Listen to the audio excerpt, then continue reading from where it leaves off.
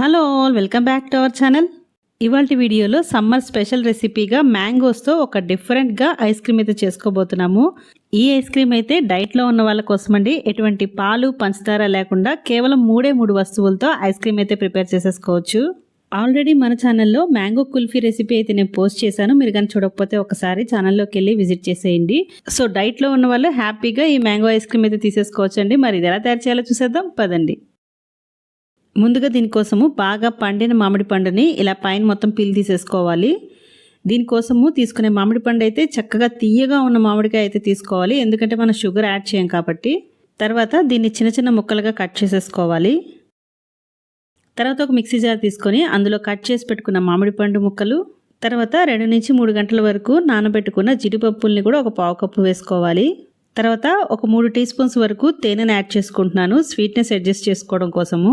మీరు తీసుకున్న మామిడి పండు స్వీట్నెస్ని బట్టి మీరు హనీ యాడ్ చేసుకోండి. ఈ మొత్తం కూడా బాగా స్మూత్గా అయ్యే వరకు ఇలాగా గ్రైండ్ చేసుకోవాలి.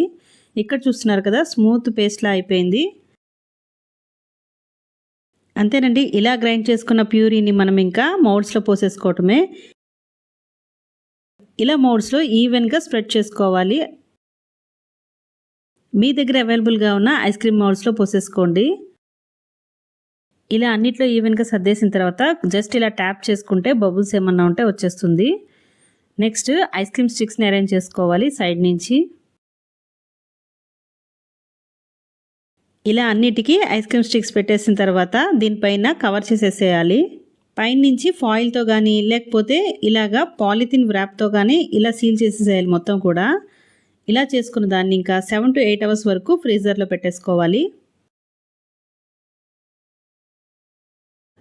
ఒక 7 అవర్స్ తర్వాత నేను ఇక్కడ డార్క్ చాక్లెట్ని కొద్దిగా కోటింగ్ కోసము మెల్ట్ చేసుకున్నాను. ఇది కంప్లీట్గా ఆప్షనలే, వద్దనుకుంటే వదిలేసుకోవచ్చు. ఇక్కడ చూడండి, ఒక 7 అవర్స్ తర్వాత ఐస్ క్రీమ్స్ చక్కగా సెట్ అయిపోయింది.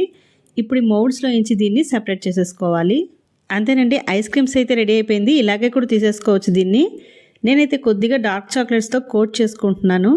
డబుల్ బాయిలర్ మెథడ్లో డార్క్ చాక్లెట్స్ని కొద్దిగా మెల్ట్ చేసి ఇలా గ్లాస్లో తీసుకొని మనం తీసుకున్న ఐస్ క్రీమ్ని ఒక్కొక్క దాన్ని ఇందులో ముంచి తీస్తే మనకి చక్కగా పైన కోటింగ్లా వస్తుందన్నమాట లేయర్. ఇది వద్దనుకుంటే స్కిప్ చేసేసుకోవచ్చు.